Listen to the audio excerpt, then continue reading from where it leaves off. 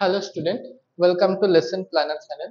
তো তোমরা জানো যে আমরা ইতিমধ্যে আমাদের যে সিলেবাস আছে মাধ্যমিকের জন্য সেটা আমরা কমপ্লিট করেছি।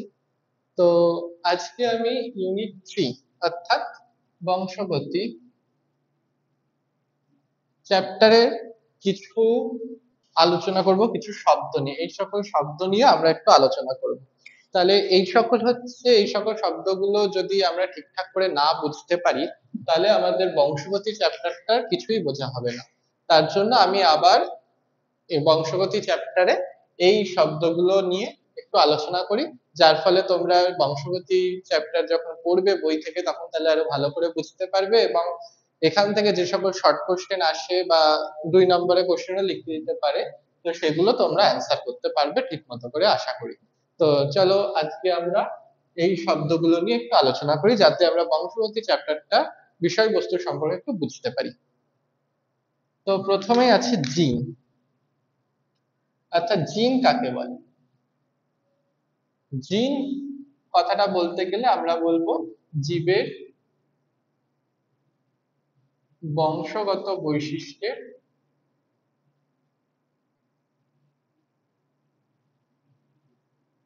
ধারক ও বাহক। এখন এই জীবের বংশগত বৈশিষ্ট্যের ধারক ও বাহক তো ডিএনএ কেও বলা হয়, তাই তো? ডিএনএ যে বংশগত বৈশিষ্ট্যের ধারক ও বাহক ডিএনএ। কিন্তু ডিএনএ আর জিন তাহলে কি একই নাকি আলাদা? তো এই প্রশ্নে আসি আগে। ডিএনএ এবং জিন একই। কি করে একই? কারণ ডিএনএ হচ্ছে যে দ্বিতন্ত্রী গঠনটা আছে,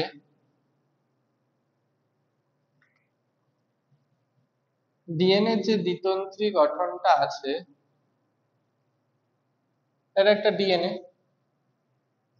এই ডিএনএ দ্বিতন্ত্রী গঠনের মধ্যে যতটুকু অংশ, ধরো এইটুকু অংশ আছে, এইটুকু অংশ হচ্ছে কার্যকারী অংশ। অর্থাৎ এখানে যে বেস পেয়ার গুলো আছে, সেই বেস পেয়ার গুলো কি করছে, এখান থেকে ট্রান্সক্রিপশন এর মাধ্যমে কি তৈরি করছে, আরএনএ তৈরি করছে। এবং এই আরএনএ কি তৈরি করছে, প্রোটিন। অর্থাৎ ডিএনএ যে অংশটুকু, যে বেস পেয়ার অংশটুকু বা যে দৈর্ঘ্যটুকু ট্রান্সক্রিপশনের মাধ্যমে আরএনএ তৈরি করছে, এবং সেই আরএনএ পরবর্তী ক্ষেত্রে ট্রান্সলেশনের মাধ্যমে প্রোটিন তৈরি করছে, এবং সেই প্রোটিন নির্দিষ্ট অংশে বা নির্দিষ্ট ক্রিয়ায় অংশগ্রহণ করছে বা নির্দিষ্ট কাজ সম্পাদন করছে, সেই অংশটুকুই হচ্ছে জিন। অর্থাৎ ডিএনএ তো বংশগত বৈশিষ্ট্যের ধারক বাহক বটেই, কিন্তু ডিএনএ যে কার্যকারী অংশ সেটাই হচ্ছে জিন বলা হয়। ডিএনএ তথা ক্রোমোসোম, কারণ ক্রোমোসোম ও ডিএনএ দিয়েই তৈরি হয়। তাহলে ক্রোমোসোমের কার্যগত, মানে ক্রোমোসোমের যে অংশটুকু কার্যকারী অংশ, সেই অংশটুকুকেই বলা হচ্ছে জিন। তাহলে আমরা বুঝতে পারলাম জিন কি। অর্থাৎ একটা ক্রোমোসোমের, কথার কথা ধরছি, এই একটা ক্রোমোসোম, এর এই অংশটুকুই, যেটুকু ডিএনএ আছে সেইটুকু অংশ হচ্ছে একটা প্রোটিনকে নির্দেশ করে, অর্থাৎ একটা প্রোটিনের জন্য সংকেত বহন করে এইটুকু অংশ। তাহলে এইটুকু অংশ হচ্ছে একটা জিন, কারণ সে একটা প্রোটিনের সংকেত বহন করছে বা আরএনএ এর সংকেত বহন করছে। তো এইটুকু হচ্ছে একটা জিন। এরকম অজস্র জিন আছে একটা ক্রোমোসোমের মধ্যে। তো জিন হচ্ছে ডিএনএ বা ক্রোমোসোমের সেই অংশ যেটা কার্যকরী, সেটাই হচ্ছে জিন। এবারে আসি অ্যালিল। অ্যালিল কথাটার মানে কি? অ্যালিল হচ্ছে সমসমস্ত ক্রোমোসোম। জিন কি করে? জিন যেখানে থাকে, তার আগে আমি লোকাস কথাটা আগে বলে নিই। লোকাস কি? অর্থাৎ একটা সমসমস্ত ক্রোমোসোম, অর্থাৎ আমাদের সমসমস্ত ক্রোমোসোম কি বলি, যে ক্রোমোসোম গুলো জোড়ায় জোড়ায় থাকে। যেমন আমাদের মানুষের ক্ষেত্রে ক্রোমোসোমের সংখ্যা 46টা, অর্থাৎ 23 জোড়া, তাই তো? তাহলে প্রত্যেকটা সংখ্যাতে এক ক্রোমোসোম নাম্বার একে দুটো থাকবে, দুইয়ে দুটো থাকবে, অর্থাৎ প্রত্যেকটা জোড়ায় জোড়ায় অবস্থান করবে। এই জোড়ায় জোড়ায় যে ক্রোমোসোম গুলো অবস্থান করে, সেইগুলোই হচ্ছে কি বলা হয়, সেগুলোকে বলা হয় সমসমস্ত ক্রোমোসোম। তো ধরে নিলাম এটা একটা, এই দুটো পরস্পর সমসমস্ত ক্রোমোসোম। এই সমসমস্ত ক্রোমোসোমের,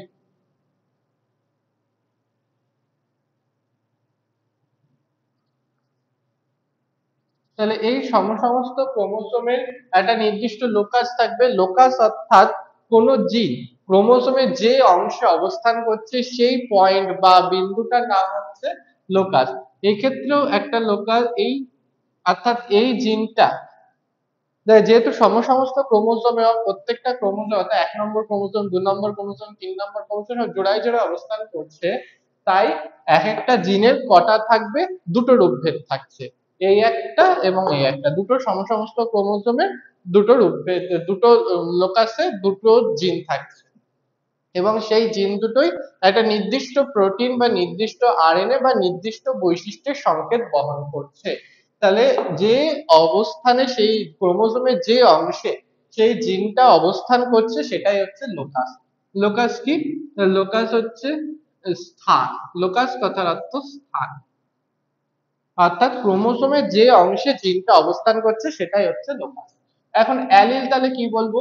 অ্যালিল হচ্ছে ক্রোমোজোম অর্থাৎ জিনের রূপভেদ, অর্থাৎ এই সমস্ত ক্রোমোজোমের একটা নির্দিষ্ট লোকাসে একটা জিন অবস্থান করছে এবং এই জিন কটা আছে? এ একটা এ একটা। তাহলে এই জিনের অ্যালিল কটা হচ্ছে? দুটো অ্যালিল। যেহেতু দুটো ক্রোমোজোম আছে তাই এটা হচ্ছে দুটো অ্যালিল। যেমন একটা এক্সাম্পল দিয়ে বলি, যে হচ্ছে লম্বা মটর গাছ। মটর গাছের ক্ষেত্রে আমরা বলি কারণ মেন্ডেল মটর গাছ নিয়ে পর্যালোচনা করেছেন। তো লম্বা মটর গাছ, এর জিনোটাইপ কি? জিনোটাইপ যেটা হচ্ছে প্রকট। প্রকট বৈশিষ্ট্য একটা। এই প্রকট এবং প্রচ্ছন্ন কথাটা আছে লোকাসের পরে, সেটা আমরা আসছি। তার আগে জিনোটাইপ হচ্ছে ক্যাপিটাল টি ক্যাপিটাল। তো এই ক্যাপিটাল টি, এই একটা ক্যাপিটাল টি, এই একটা ক্যাপিটাল টি, অর্থাৎ সমস্ত ক্রোমোজোমে দুটোতে থাকছে একটা একটা করে ক্যাপিটাল টি। এই একটা ক্যাপিটাল টি, একটা ক্যাপিটাল টি। এখন আমরা জানি যদি সংকর হয় তাহলে কি হয়? সংকর হলে ক্যাপিটাল টি স্মল টি, আর প্রচ্ছন্ন হলে স্মল টি। তাহলে এখন তাহলে এর অ্যালিল কটা হচ্ছে? একটা অ্যালিল, দুটো অ্যালিল। এখন ক্যাপিটাল টি থাকলো, আরেকটা যদি স্মল টি হয় তাহলে এক্ষেত্রে একটা অ্যালিল চেঞ্জ হয়ে গেল। অর্থাৎ আমরা এখানে সমসংকর আর বিষম সংকর কথাটাই আগে চলে আসি লোকাসের পর, যেটা আছে সমসংকর এবং বিষম সংকর। সমসংকর সমসংকর বলতে অর্থাৎ যেখানে দুটো অ্যালিলই, অর্থাৎ অ্যালিল কি আমরা বুঝতে পারলাম? অ্যালিল হচ্ছে জিনের রূপভেদ, অর্থাৎ একটা সমস্ত ক্রোমোজোমের যে দুটো লোকাসে মানে একটা জিনের দুটো লোকাসে যে জিনের রূপভেদ থাকছে অর্থাৎ প্রকট প্রচ্ছন্ন। আমরা যদি এ বি ও ব্লাড গ্রুপের ক্ষেত্রে দেখি, এ বি ও ব্লাড,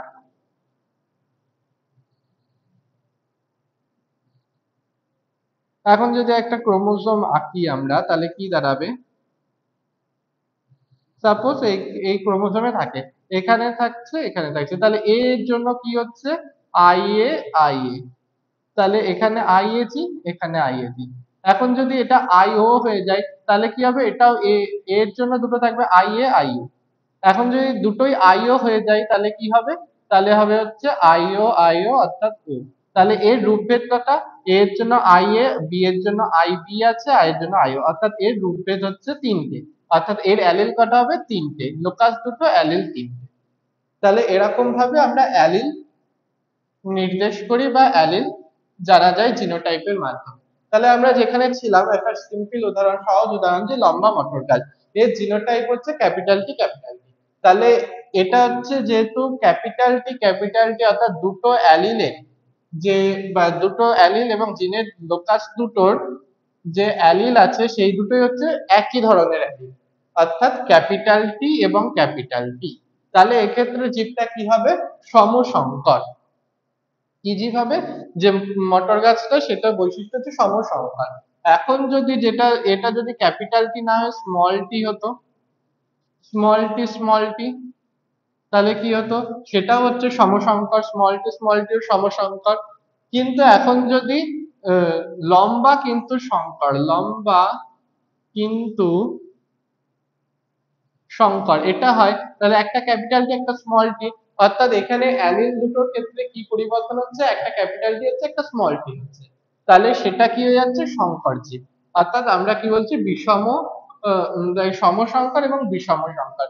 সমসংকর বলতে বোঝা গেল তাহলে কি, দুটো অ্যালিলই যখন সেম জিন থাকছে অর্থাৎ মানে একই জিনের দুটো অ্যালিলে যখন একই রূপভেদ থাকছে, অর্থাৎ ক্যাপিটাল টি থাকলে দুটোতেই ক্যাপিটাল টি, স্মল টি থাকলে দুটোতেই স্মল টি, সেটাকে বলা হচ্ছে সমসংকর। আর বিষম সংকর বলতে যখন একটাতে ক্যাপিটাল টি একটাতে স্মল টি থাকছে সেটাকে বলা হচ্ছে বিষম সংকর, এরকম দুটো ভিন্ন থাকলে সেটাকে বলা হচ্ছে বিষম সংকর। এবারে আসি প্রকট এবং প্রচ্ছন্ন, এটা খুবই গুরুত্বপূর্ণ, যেটা বুঝতে হবে আমাদের প্রকট এবং প্রচ্ছন্ন বলতে কি বোঝায়। তাহলে লম্বা মটর গাছের প্রকট কথাটা আমি লিখে রেখেছি, লম্বা মটর গাছ যেটা প্রকট ক্যাপিটাল টি টি, এবং প্রচ্ছন্ন হচ্ছে স্মল টি টি, লম্বা কিন্তু সংকর ক্যাপিটাল টি স্মল টি। এখন এই ক্যাপিটাল টি স্মল টি, এখানে দেখো অ্যালিল দুটো আলাদা, একটা ক্যাপিটাল টি একটা স্মল টি, কিন্তু এর যে জিনোটাইপ এর যে ফিনোটাইপ বৈশিষ্ট্য, এই যে আমি তলায় লিখে রেখেছি ফিনোটাইপ এবং জিনোটাইপ, সেটা আসলে কি আগে একটু এই কথাটা বলে নিই। ফিনোটাইপ এবং জিনোটাইপ, জিনোটাইপ কি, যেটা জেনেটিক এর যে অ্যারেঞ্জমেন্ট, অর্থাৎ ক্যাপিটাল টি না ক্যাপিটাল টি স্মল টি না স্মল টি স্মল টি, যেরকম হচ্ছে কালো গিনিপিগের ক্ষেত্রে বিবি, আবার সাদা গিনিপিগের ক্ষেত্রে স্মল বিবি, ক্যাপিটাল বিবি স্মল বিবি, এগুলো হচ্ছে সেগুলো হচ্ছে জিনোটাইপ, অর্থাৎ আমরা যে জিনের সাংকেতিক রূপটা লিখি সেটাই হচ্ছে জিনোটাইপ। আর ফিনোটাইপ হচ্ছে যেটা চরিত্রগত বৈশিষ্ট্য, যেমন ক্যাপিটাল টি হলে কি হচ্ছে, লম্বা মটর গাছ হচ্ছে, সেই লম্বা মটর গাছ লম্বা বৈশিষ্ট্যটা হচ্ছে চারিত্রিক বৈশিষ্ট্য, সেটা হচ্ছে ফিনোটাইপ। আবার স্মল টিটি হলে ছোট হচ্ছে খর্ব হচ্ছে মটর গাছ, সেটা হচ্ছে ফিনোটাইপ বৈশিষ্ট্য। তাহলে হচ্ছে খর্ব হওয়া লম্বা হওয়া এগুলো ফিনোটাইপ বৈশিষ্ট্য। তাহলে বোঝা গেল কি জিনোটাইপ এবং ফিনোটাইপ বলতে আমরা কি বুঝি। জিনোটাইপ ক্যাপিটাল টিটি, ফিনোটাইপ হচ্ছে লম্বা। জিনোটাইপ যদি স্মল টিটি হয়, ফিনোটাইপ হচ্ছে বেটে। এখন এই লম্বা লম্বার জিনোটাইপ ক্যাপিটাল টিটি আর বেটে জিনোটাইপ স্মল টিটি, কিন্তু যখন সংকর জীবের ক্ষেত্রে, যেটা আমরা বললাম বিষম সংকর, সংকর জীবের ক্ষেত্রে ক্যাপিটাল টি স্মল টি, কিন্তু এই ক্যাপিটাল টি স্মল টি হওয়ার পরেও দেখা গেল গাছটার বৈশিষ্ট্য হচ্ছে লম্বা, অর্থাৎ ক্যাপিটাল টি স্মল টি এটা যদি জিনোটাইপ হয়, ফিনোটাইপও কিন্তু হচ্ছে লম্বা।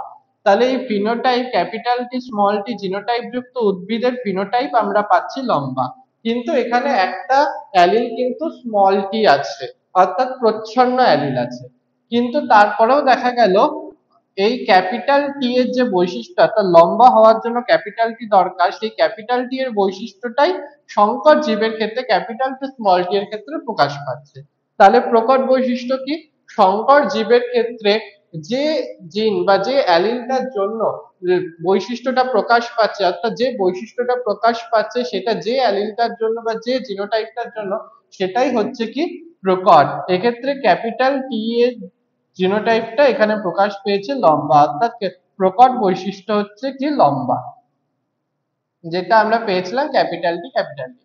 তাহলে তার ফলে যেটা আরেকটা অ্যালিল আছে সেটা অবভিয়াসলি প্রচ্ছন্ন হবে, কারণ এটা এর যে প্রচ্ছন্ন হচ্ছে বেটে। বোঝা গেল তাহলে স্মল টি, কারণ ক্যাপিটাল টি এই যে জিনের প্রোটিনটা, যেটা যেটা মানে আরএনএ থেকে জিন থেকে আরএনএ, আরএনএ থেকে প্রোটিন সংশ্লেষিত হচ্ছে, সেই প্রোটিনটা কি করছে, dominant over two small tea, অর্থাৎ স্মল টি এর থেকে যে প্রোটিনটা তৈরি হচ্ছে সেটার কাজকে বাধা দিয়ে নিজের কাজকে এক্সপ্রেস করছে। তার জন্য ক্যাপিটাল টি হচ্ছে প্রকট বৈশিষ্ট্য, অর্থাৎ যেটা প্রকট বৈশিষ্ট্য লম্বা এবং প্রচ্ছন্ন বৈশিষ্ট্য হচ্ছে বেটে স্মল টি। তাহলে বোঝা গেল কি প্রকট এবং প্রচ্ছন্ন কিভাবে হচ্ছে, অর্থাৎ সংকরায়ন জীবের ক্ষেত্রে যে বৈশিষ্ট্যটা প্রকাশ পাচ্ছে সেটাই হচ্ছে প্রকট বৈশিষ্ট্য।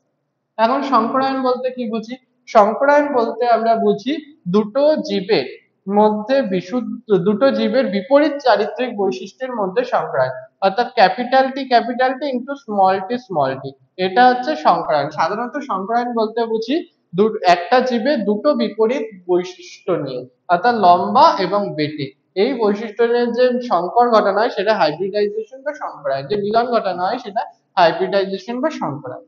এবার এক সংকর জনন, এক জোড়া বিপরীত চারিত্রিক বৈশিষ্ট্য, যেমন লম্বা বেটে দুটো বৈশিষ্ট্য এক জোড়া নিয়েছি।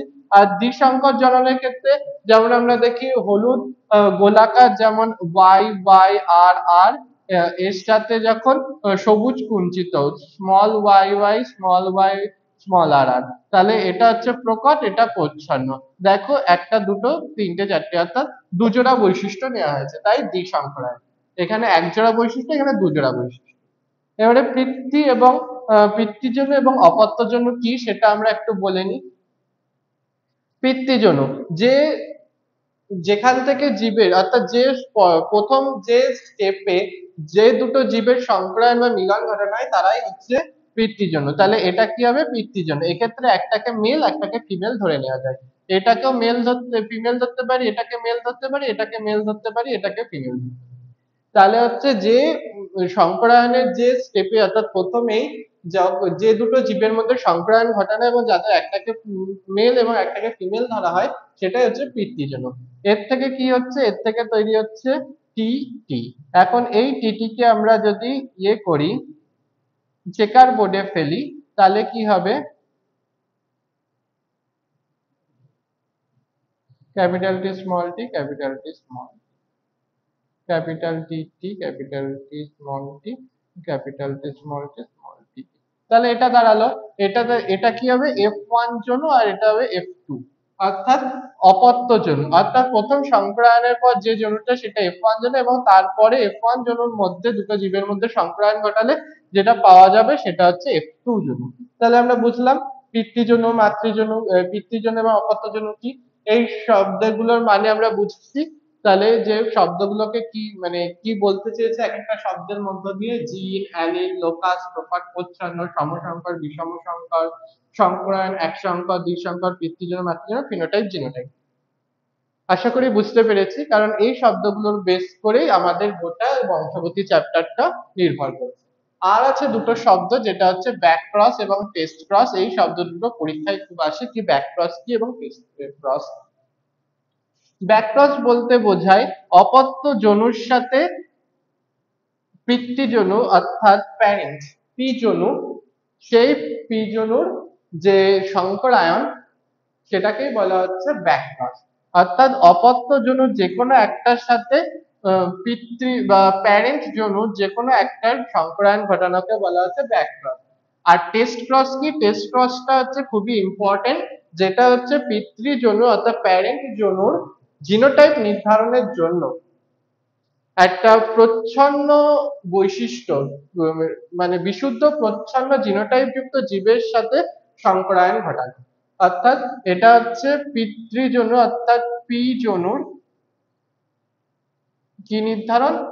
পি জনুর জিনোটাইপ নির্ধারণ।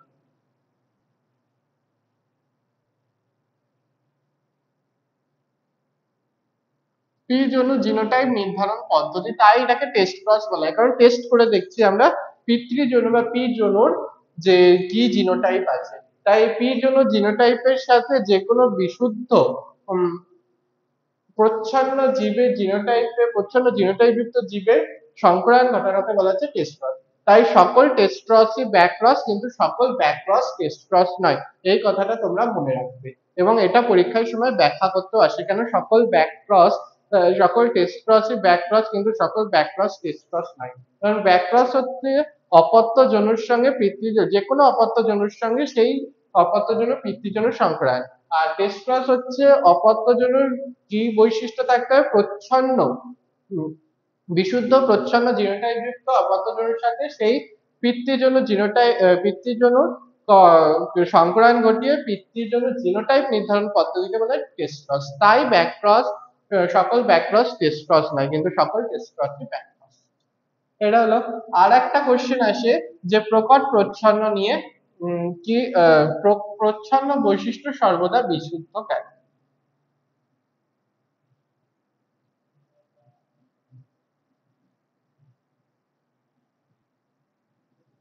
প্রচ্ছন্ন বৈশিষ্ট্য সর্বদা বিশুদ্ধ কেন?